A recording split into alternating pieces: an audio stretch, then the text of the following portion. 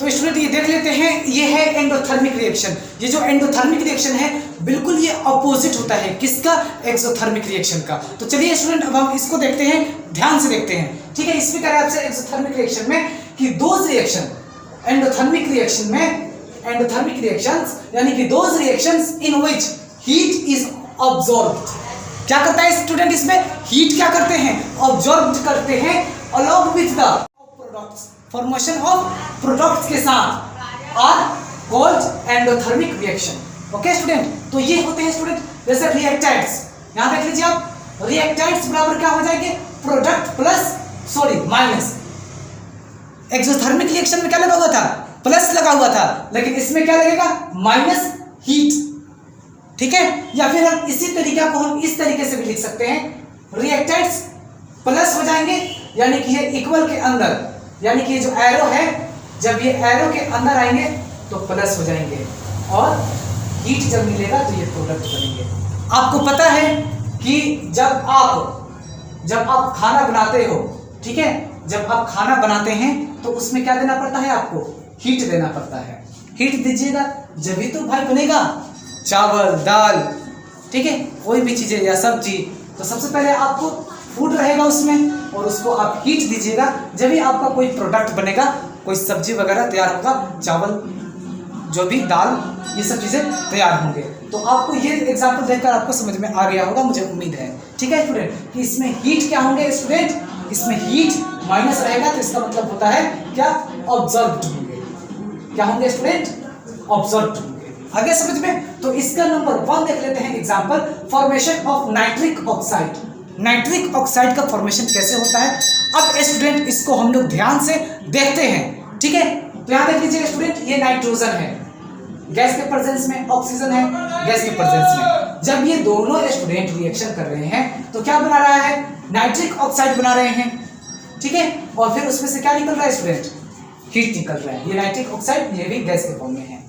ठीक है स्टूडेंट, तो अब स्टूडेंट ये देख लीजिए N2 है O2 है, तो स्टूडेंट ये क्या है, N1 है OB1 है। तो इसको भी हमें बैलेंस्ड करना पड़ेगा। तो इसके लिए हमें क्या करना पड़ेगा कि ये दोनों इक्वेशन बैलेंस हो जाए। पता है आपको, इसके लिए स्टूडेंट सिर्फ यहाँ हमें 2 लिखना पड़ेगा। जब 2 लिखेंगे तो 2N हो जाएंगे और 2O हो जाएंगे। ठीक है, समझ में आ गया आपको। या फिर इसी चीज को हम कोई और तरीका भी लिख के दिखा रहे हैं, इस फॉर्म में, इस फॉर्म में मैं आपको लिख के दिखा रहा हूं, रिएक्टेंट्स प्लस हीट। ध्यान दीजिए आप यहाँ, रिएक्टेंट्स प्लस हीट यानी कि रिएक्टेंट्स क्या है हमारे, N2 गैस है प्लस O2 क्या है, ये भी एक ऑक्सीजन गैस है, और ये माइनस में है स्टूडेंट, इक्वल के अंदर आ जाएगा तो प्लस हीट मिलेगा, और जब हीट मिलेगा तो क्या बनाएगा स्टूडेंट, नाइट्रिक ऑक्साइड बनाएगा। ओके स्टूडेंट, ये भी गैस के फॉर्म में। ओके स्टूडेंट, हमें उम्मीद है स्टूडेंट कि आपको ये चीजें 100% समझ में आ गया है। अब इसके और भी एग्जाम्पल हम लोग देख लेते हैं ध्यान से। ठीक है, तो स्टूडेंट ये 3 एग्जाम्पल है जो एंडोथर्मिक रिएक्शन का है, तो इसके बारे में भी हम लोग अच्छे तरीके से समझ लेते हैं, ये आपके लिए बेहतर होगा। ठीक है स्टूडेंट, यहाँ ध्यान दीजिए स्टूडेंट, डिकम्पोजिशन ऑफ अमोनिया। तो सबसे पहले स्टूडेंट हम लोग समझ लेते हैं अमोनिया, यानी इसका मतलब होता है NH3। ओके स्टूडेंट, अमोनिया का फॉर्मूला क्या होता है, NH3, आप याद रखिएगा। ठीक है, अब आपको समझ में आ गया। लेकिन इसमें आपसे क्या कह रहा है स्टूडेंट, डिकम्पोजिशन मींस क्या होता है।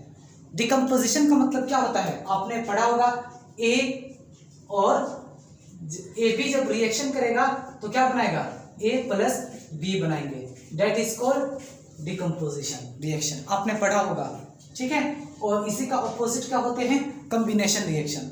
तो इसमें क्या करें आपको, डिकम्पोजिशन ऑफ अमोनिया। तो देख लीजिए स्टूडेंट, जो अमोनिया है ये गैस के फॉर्म में है, और जब अमोनिया को जब हम हीट देंगे स्टूडेंट तो क्या बनेगा, नाइट्रोजन बनेगा जो गैस के फॉर्म में होंगे, और फिर हाइड्रोजन भी बनेंगे जो गैस के फॉर्म में होंगे। ये आप याद रखिएगा, जब अमोनिया को जब हम हीट करेंगे तो क्या निकलेगा, नाइट्रोजन और हाइड्रोजन गैस के फॉर्म में निकलेंगे। ओके स्टूडेंट, लेकिन अब इसको अब हम बैलेंस्ड करते हैं। कैसे करेंगे बैलेंस्ड, यहाँ पर देख लीजिए N2 है और यहाँ कितने हैं, N1 है। तो इसको 2 करने के लिए क्या करना पड़ेगा स्टूडेंट, यहाँ हमें 2 लिखना पड़ेगा।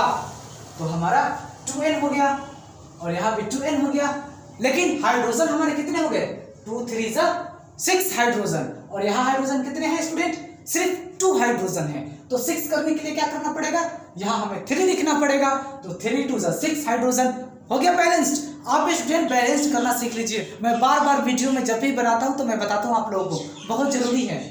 अब हम लोग समझते हैं example number 3, decomposition of water. तो डिकम्पोजिशन का मतलब आप लोगों को समझ में आ गया। देख लीजिए, एक है क्या है, 2 एलिमेंट है, और 2 एलिमेंट जब रिएक्शन करके अलग अलग 2 फॉर्म में हो गए, यानी कि एक कंपाउंड बन के वो ब्रेक हो जाएंगे, टूट जाएंगे, बिखर जाएंगे, 2 या 2 से अधिक फॉर्म में बन जाएंगे, that is called decomposition reaction. ठीक है, तो यहाँ देख लीजिए स्टूडेंट एग्जाम्पल नंबर 3 में कि डिकम्पोजिशन ऑफ वाटर। तो स्टूडेंट यहाँ देख लीजिए आप, वाटर है, वाटर को जब आप हीट दीजिएगा तो क्या निकलेगा उसमें से?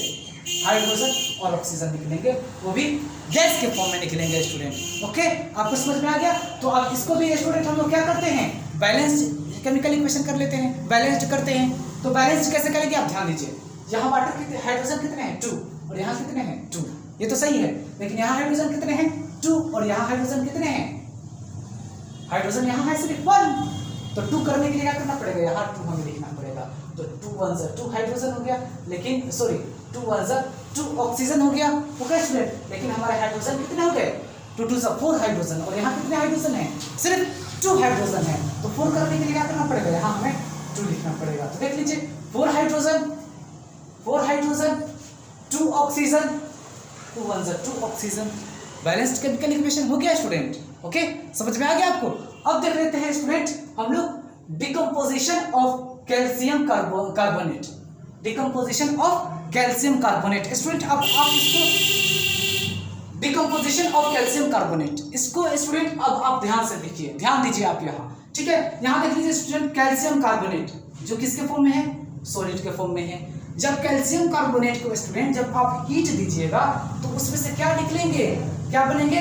कैल्शियम ऑक्साइड बनेंगे जो सॉलिड के फॉर्म में होंगे, और कार्बन डाइऑक्साइड बनेंगे जो गैस के फॉर्म में होंगे। आगे स्टूडेंट समझ में आपको देखिए, ये जो एंडोथर्मिक और एक्सोथर्मिक जो रिएक्शंस हैं, ये आप इसको अगेन और अगेन देखिए, आपको ये जरूर एग्जाम में पूछे जाते हैं स्टूडेंट, ये बहुत मोस्ट इंपॉर्टेंट है स्टूडेंट। तो बस स्टूडेंट, आप मेरे चैनल पर अगर आप नए हैं तो प्लीज आप मेरे चैनल को लाइक कीजिए, सब्सक्राइब कीजिए, और अपने सारे फ्रेंड्स के पास शेयर कर दीजिए। ठीक है स्टूडेंट, और बस आपको मेरे चैनल पर वेलकम है। आप हमारे सारे वीडियोस को देखिए, हम उसमें प्रॉपरली और अच्छे तरीके से, अच्छे अंदाज में हम आपको समझाए हैं स्टूडेंट। ठीक है, तो स्टूडेंट आप मुझसे कॉम्बिनेशन बना के रखिए, हम आपको एक से एक चीज हम आपको बताते रहेंगे और लर्निंग कराते रहेंगे। मेरा एक ही डेस्टिनेशन होता है, बच्चों को सिखाना, बस।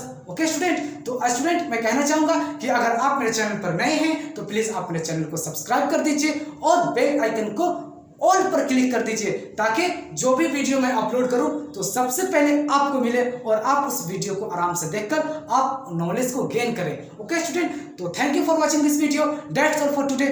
जय हिंद, जय भारत, जय जवान, जय किसान। Thank you for watching this video.